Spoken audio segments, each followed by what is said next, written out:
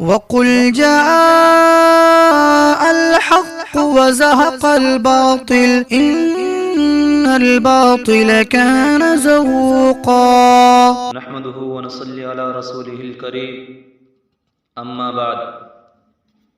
محترم ناظرین، آئیے آج ہم آپ کے سامنے مسلمانوں کے عقائد رکھ رہے ہیں۔ اسلام کے عقیدے میں حضور سرور کائنات صلی اللہ علیہ وسلم تمام انبیاء و رسول علیہ السلام کے ختم کرنے والے ہیں اور آخر الانبیاء ہیں۔ حضور صلی اللہ علیہ وسلم کے بعد کسی کو منصب نبوت و رسالت عطا نہیں کیا جا سکتا۔ باب نبوت و رسالت مطلقاً مسدود ہے۔ مدعی نبوت و رسالت کافر دائرہ اسلام سے خارج ہے۔ قرآن مجید سے ثبوت: ما کان محمد ابا احد من رجالکم ولکن رسول اللہ وخاتم النبیین۔ محمد صلی اللہ علیہ وسلم تمہارے مردوں میں کسی کے باپ نہیں، لیکن اللہ تعالیٰ کے رسول اور نبیوں کو ختم کرنے والے آخری نبی ہیں۔ نوٹ: یہ صریح نص ہے اس بات پر کہ حضور صلی اللہ علیہ وسلم تمام نبیوں سے آخر اور تمام نبیوں کو ختم کرنے والے ہیں۔ اب آپ کے بعد کسی کو منصب نبوت پر فائز نہیں کیا جا سکتا اور نہیں کیا جائے گا۔ یہ منصب منقطع ہو چکا ہے۔ ختم نبوت کی تائید میں اس آیت کی دوسری قرات حضرت عبداللہ بن مسعود رضی اللہ تعالیٰ عنہ کی قرات میں وَلَكِن نَبِيًّا خَتَمَ النَّبِيِّينَ ہے، جس میں صاف اعلان ہے کہ آپ ایسے نبی علیہ الصلوۃ والسلام ہیں جس نے تمام نبیوں کو ختم کر دیا ہے، یعنی آپ صلی اللہ علیہ وسلم آخری نبی ہیں۔ نوٹ: جاہلیت میں عرب کی قبیح رسموں میں سے ایک رسم متبنہ یعنی لیپالک بیٹے کی بھی تھی، اور لیپالک کو حقیقی نسبی بیٹا سمجھتے تھے۔ اسی کا بیٹا کہا کر پکارا کرتے تھے۔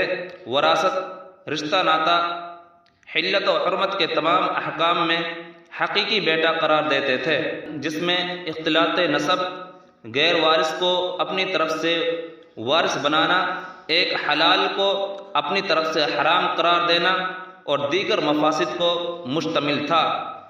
اسی رسم کی بنا پر نزول حکم سے پہلے حضور علیہ الصلوۃ والسلام نے بھی زید بن حارث کو متبنہ بنایا تھا۔ رسم عرب کے مطابق زید بن محمد کہہ کر پکارے جاتے تھے۔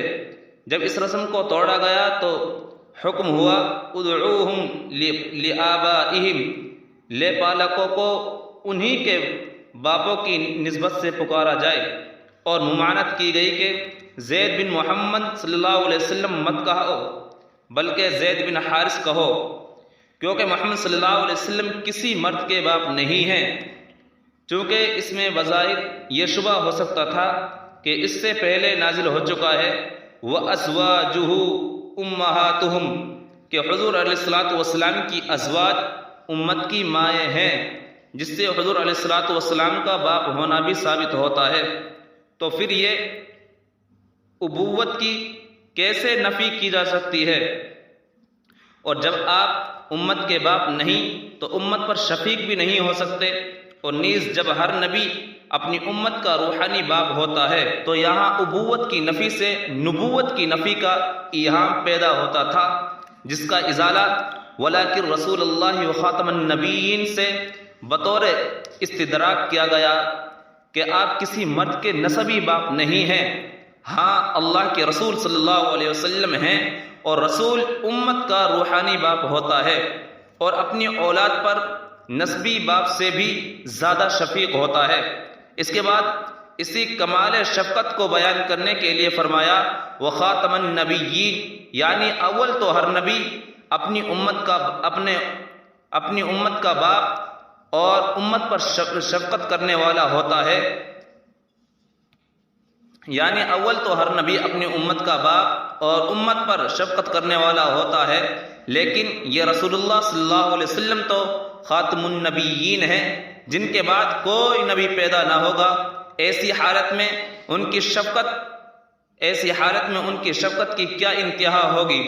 امت کی ہدایت میں کوئی دقیقہ اٹھا نہ رکھیں گے، کیونکہ وہ رسول جن کے بعد دوسرے انبیاء آنے والے ہیں، اگر ان سے کوئی چیز رہ جائے تو بعد میں آنے والے اس کی تکمیل کر سکتے ہیں، لیکن جس کی اولاد کا قیامت تک اور کوئی سہارا نہ ہو تو باپ کی شفقت میں کس قدر ہیجان ہوگا۔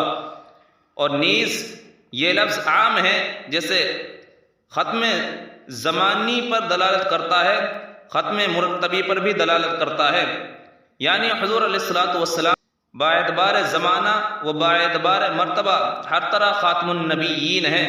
جیسا کہ آپ کے بعد کوئی نبی نہ ہوگا، ایسے ہی تمام مدارج و مراتب نبوت کے سلسلے بھی آپ پر ختم ہو گئے، لہذا آپ سے بڑھ کر کوئی نبی امت پر شفیق نہیں ہو سکتا، اور نہ آپ کے بعد کسی نبی کی گنجائش باقی ہے۔ وآخر دعوانا الحمد للہ رب العالمین۔